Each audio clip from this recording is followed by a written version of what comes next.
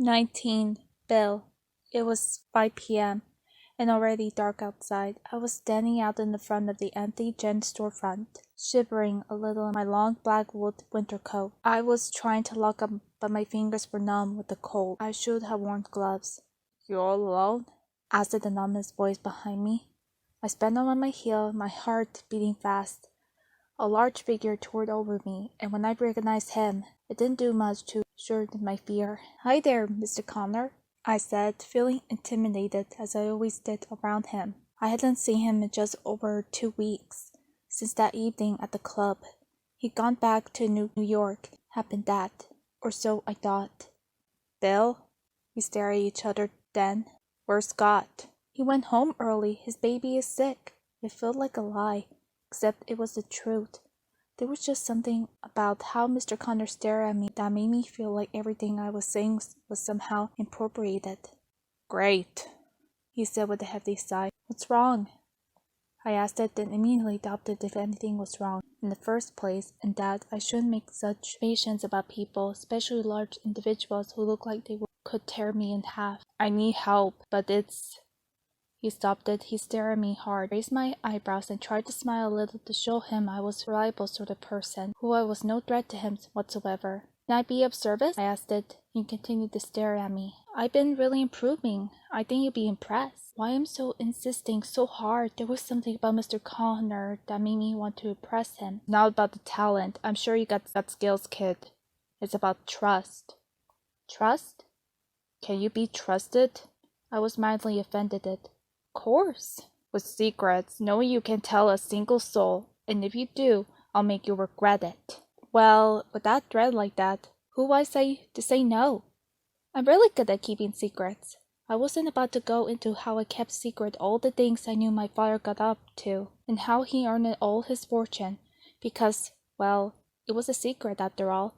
Mr. Connor nodded. He seemed to understand. It wasn't like rumors about my father didn't swirl around Atlantic City, like the waves in the ocean. "And come with me," he said. We drove to the part of the city filled with the garages and packaging factories, a place of low-roofed buildings and dirt and stuff. It's all purpose-built, no attention to details that might please the eye.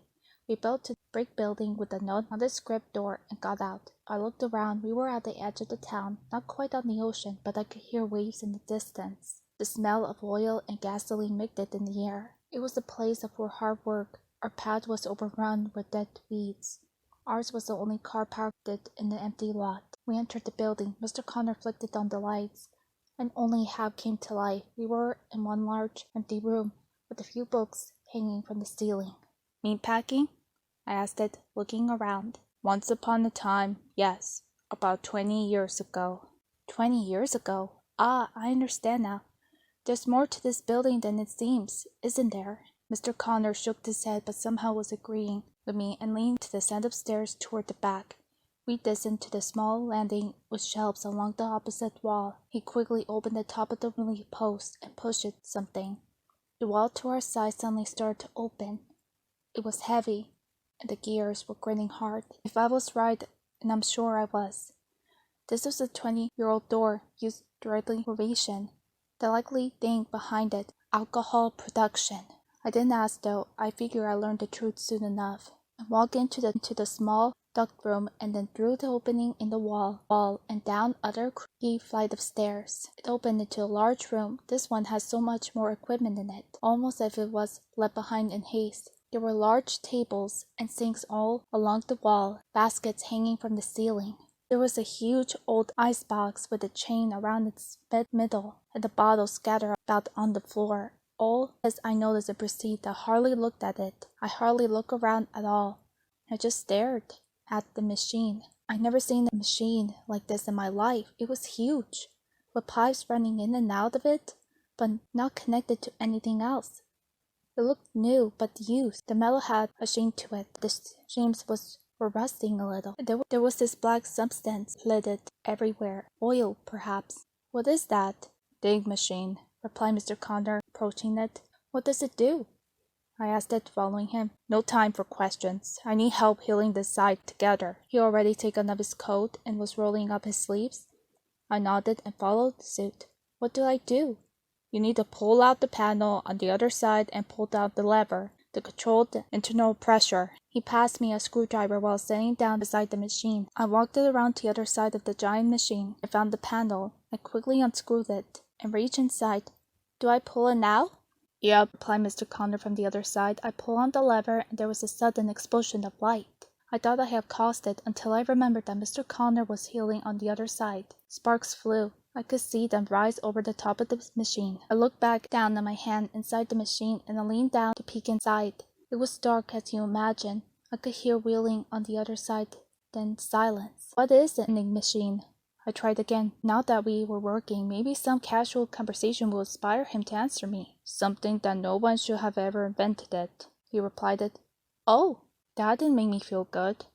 Why not? There was another burst of sound, flash of light. I waited there, holding onto that lever, for it to be over for an answer. My excitement had been poised, it had now turned sour. You asked too many questions, replied Mr. Connor. You can't release the lever and close up the panel. I looked back into the machine, and as I slowly released the lever, I heard a small bumping hiss, and then I was sprayed in the face. I stood up furtively. As I backed away from the machine, Mr. Connor suddenly beside me, handing me a rag. Wipe that stuff off quick, he said. I nodded and did so, cleaning my face carefully. I looked at the rag, black with the same oil or whatever that was speculated on the machine. The rag was snatched quickly on my hand. As Mr. Connor stuffed it into his pocket, he said nothing, just turned to stare at the giant metal beast before us. So I did too, gazing at it, trying to figure it out, to construct it, to understand. The man who built the machine thought he was revolutionizing an industry instead of creating a monster, said Mr. Connor then. What do you mean? I asked it, turning to him. You don't know what the monster is? Replied Mr. Connor, not looking at me, still staring at the machine in front of us. I know monsters, the Jabberwock, my father. That was the answer I wanted to say. The what? I'm rereading the Alice Adventures in Wonderland. Oh, the children's book, he said defensively. Do you know what that happens when the man makes the machine and then the machine makes a monster? I shook my head now. I was speechless. This man, who I barely put two words together in conversation now, spoke in strange, twisted metaphors. It was unnerving. The man loses everything. I see. Mr. Connor sighed hard. You don't see. No one does. He stole it from him. Beg him to come back. Beg him to bring it here. I should destroy it. What are you talking about? A man, a very dangerous man. Here I am. It's my fault, so it's my responsibility. Mr. Connor, I'm sorry if it is rude, I said, but I am very confused. Who are you talking about? Mr. Connor laughed. Straight speaking, I don't hate that about you, kid. I'm talking about a Mr. Drew. Oh, why did that name sound familiar to me? And me. And you? It made sense now. You invented this? I did. It was my fault. When you say monster... Mr. Connor shook his head and suddenly he was done with the conversation. He turned and made his way back toward the stairs, turning off the lights as he did so. I stood for a moment in the dark, watching his retreating back. A shiver ran down my spine. I turned to look at the machine once more, and then quickly followed him.